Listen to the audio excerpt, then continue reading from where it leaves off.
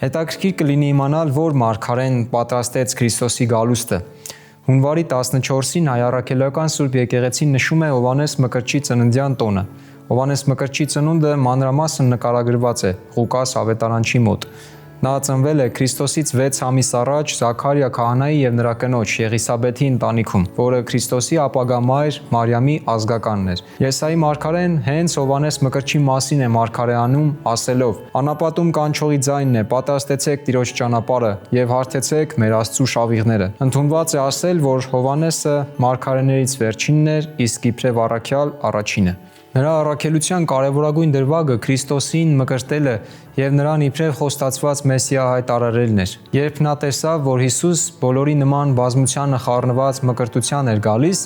իր մարգարեական հոգով ճանաչեց նրան եւ ցանկացավ արգելել, ասելով. «Ինձ պետք է որ քեզնից մկրտվեմ եւ դու ինձ մոտ ես գալիս»։ Հայ եկեղեցին տարվա մեջ 4 տոն է սահմանել նրա համար։